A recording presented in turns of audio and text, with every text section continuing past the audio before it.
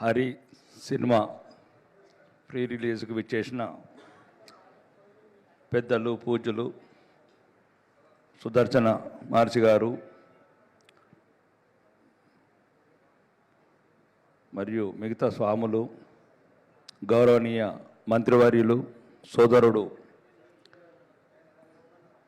వివేక్ వెంకటస్వామి గారికి, మరియు రాజకీయాలలో నీతి నిజాయితీలకు నిలువుటద్దమైన చిన్నారెడ్డి గారికి, మరియు నా సహచర ఎమ్మెల్యే, నాకు అతి ఆత్మీయ మిత్రుడు అయిన వెంకటరమణారెడ్డి గారికి, మరియు మాజీ ఎమ్మెల్యే నా ఆత్మీయ మిత్రుడు మా అన్న ఏనుగు రవీందర్ రెడ్డి గారికి,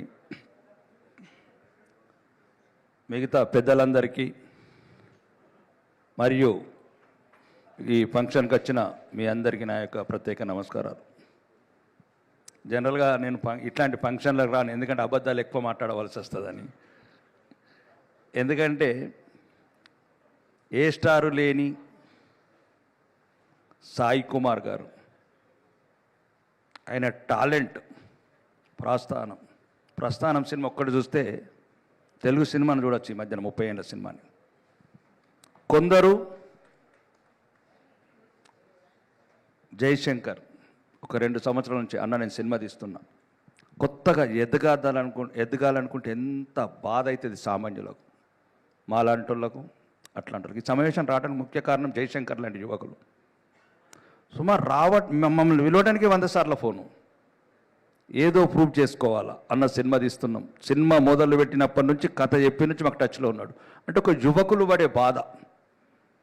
ఎందుకంటే మా పేర్ల పక్కన బాబులు లేవు. ఆ బాబు ఈ బాబు ఏ బాబు ఉన్నా కొద్దిగా ముందుకు పోవచ్చు ఈ సినిమా రంగంలో. బాబులు లేవు కాబట్టి ఒక సమస్య వచ్చి కూర్చుంటుంది. కాబట్టి మాలాంటి వాళ్ళందరం ఇట్లాంటి యువకులని, ఏదైతే తారాగణం ఉందో, ముఖ్యంగా అనసూయ గారు అనుకుంటాను, రజాకర్ మూవీలో చూసామన్న నటన. మా పూర్వీకులు కనబడుతున్నారు ఆమె బతుకమ్మ ఆడితే. ఆ నటన, ఆ కన్నీళ్ళు, ఆ బాధ, అనువనువున కళ్ళల్లో నటించిన ఆమె సహజ నటి. ఇట్లాంటి వాళ్ళు ఇట్లాంటి మూవీలో ఉండటం, మరి ముఖ్యంగా శుభలేఖ సుధాకర్ గారు కావచ్చు, వీళ్ళు సహజ నటులు. ముఖ్యంగా జయశంకర్ గారు, ఏదైతే మీరు వీళ్ళని ఎన్నుకున్నారో మొదటి సక్సెస్ మీకు సాధ్యమైంది.